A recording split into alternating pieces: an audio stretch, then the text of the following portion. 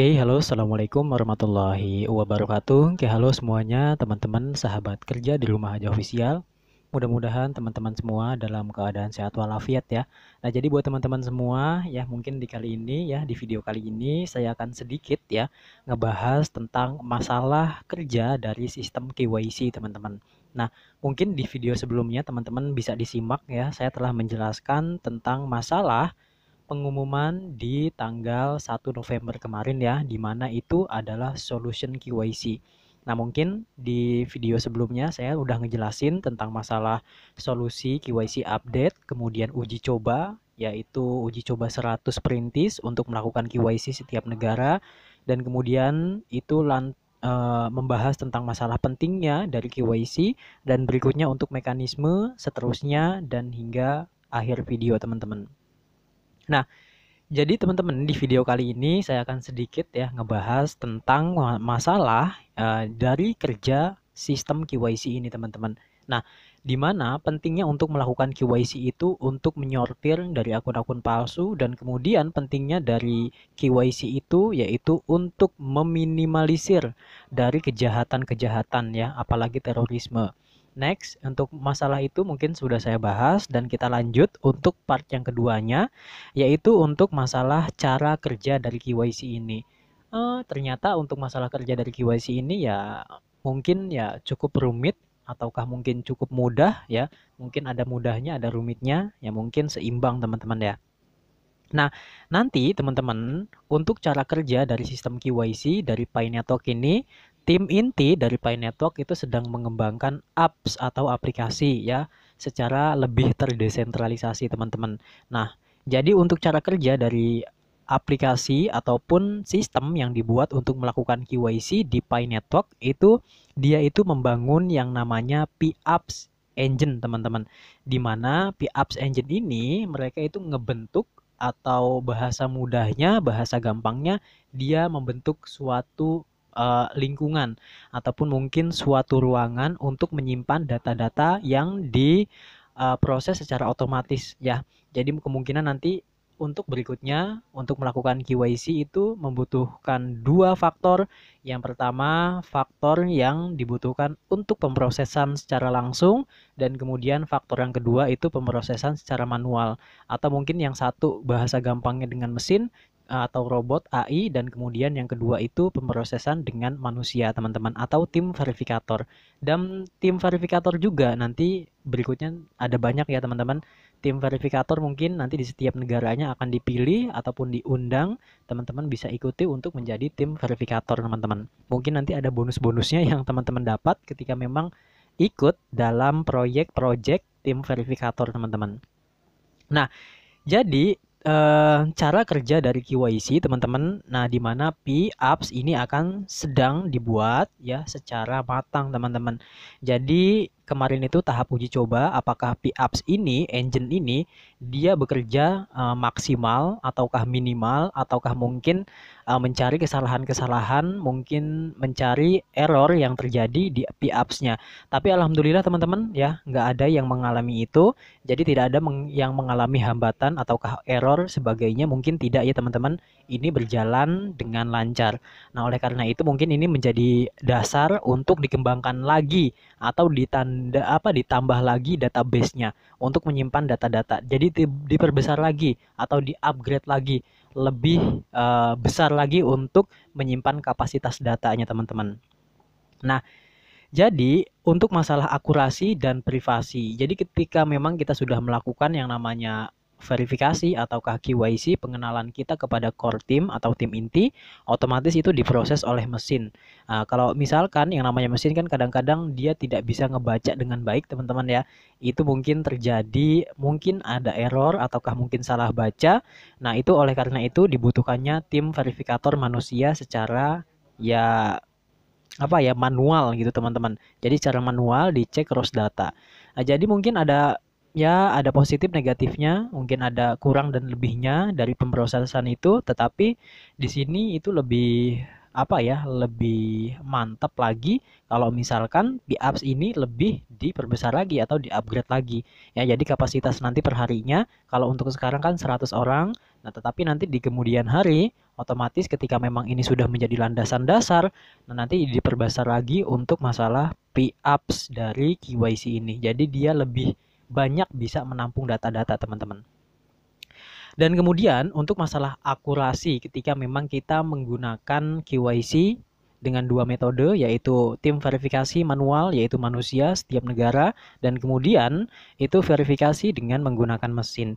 Itu untuk masalah akurasi dan privasi. Kalau menggunakan mesin ya, ketika memang core team itu membuat suatu ruangan yang disebut dengan PApps itu ataukah KYC apps itu yang dikembangkan saat ini, otomatis pemrosesan data akan dapat terbaca secara otomatis.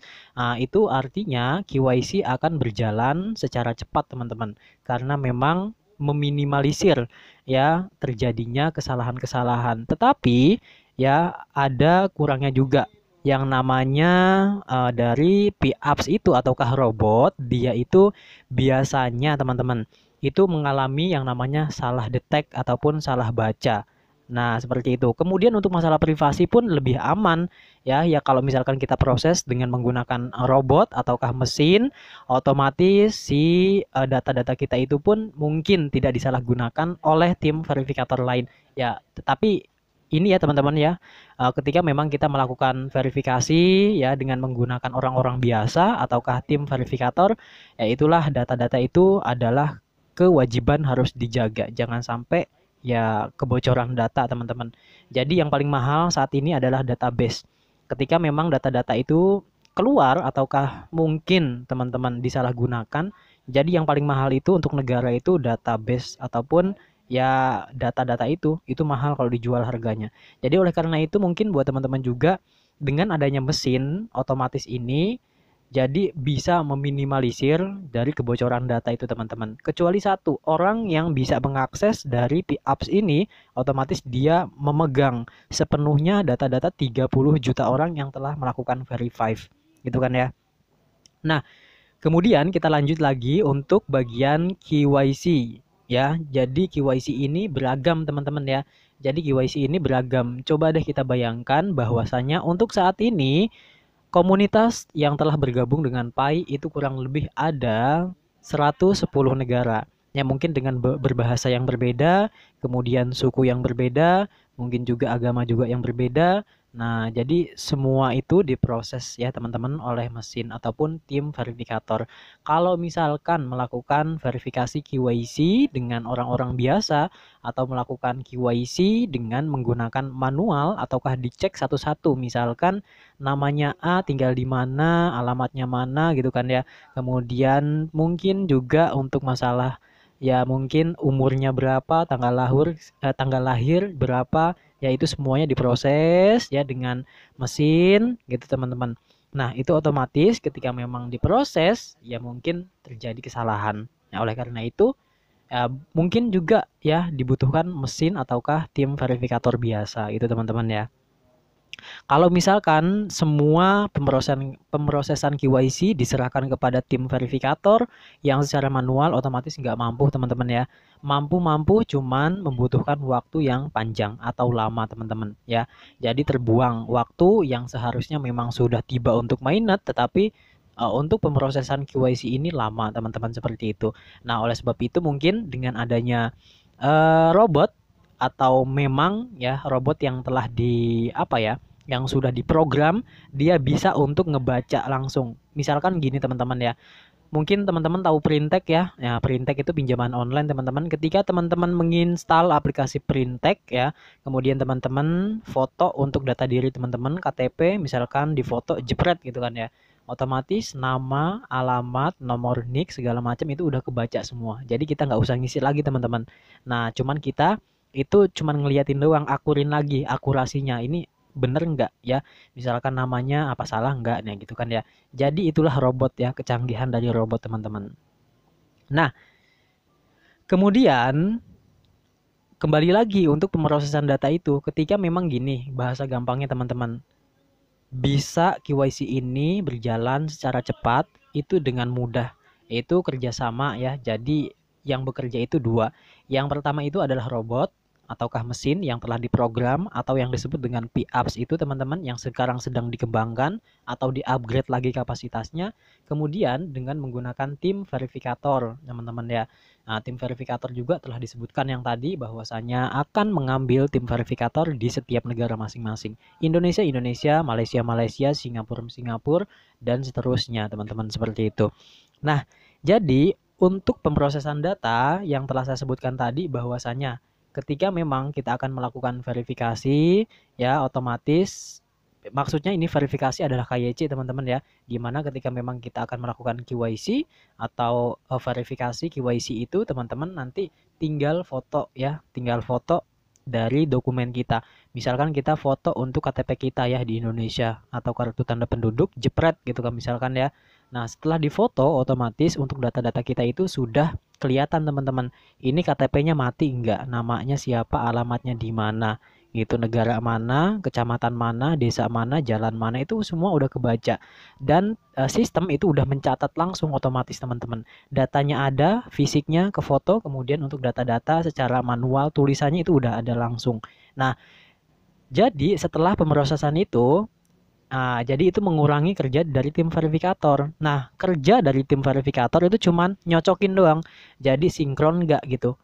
Jadi jadi ketika memang kita ngejepret foto KTP, itu kan otomatis ada gambar atau ada tulisannya.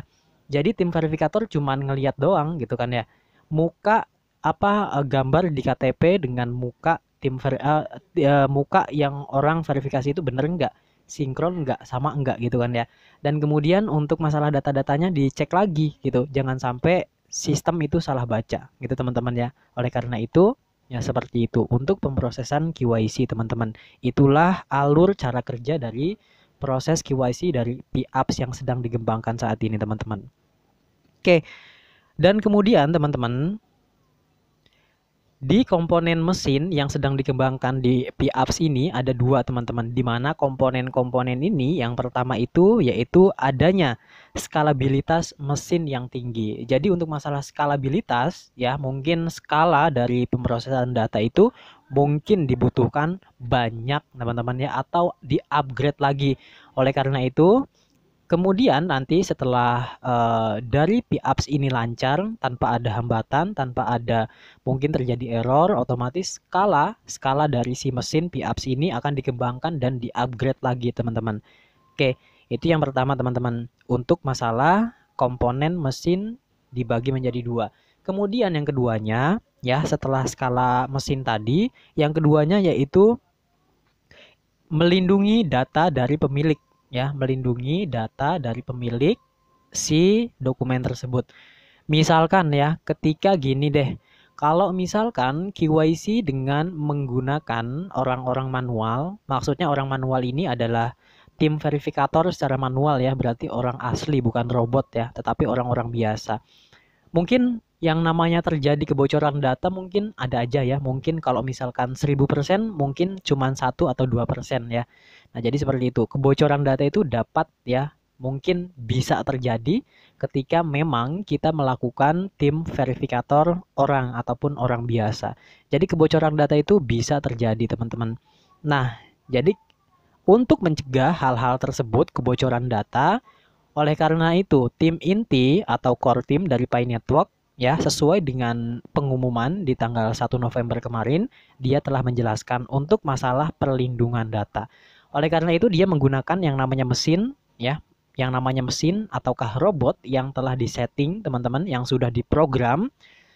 Jadi robot itu ataukah yang disebut dengan PApps itu dia dapat menyimpan data-data dari pengguna Pi Network ya secara langsung ya secara real time. Nah, jadi untuk masalah apa hubungannya dengan masalah perlindungan data yang tadi? Nah, jadi ketika memang kita sudah melakukan KYC, otomatis kontak antara orang asli dengan mesin itu berbeda. Kalau mesin dia itu sudah diprogram, kalau udah masuk ke dalam itu nggak bisa kemana-mana teman-teman. Kecuali ada yang bocorin atau tahu nih ya kita bisa akses ke dalamnya, kita data-data itu bisa diambil semua ya. Jadi istilah kata berangkas, kalau kita tahu untuk password berangkas itu ya isi dari berangkas itu bisa kita ambil atau kita kuras gitu teman-teman. Itu kan ya.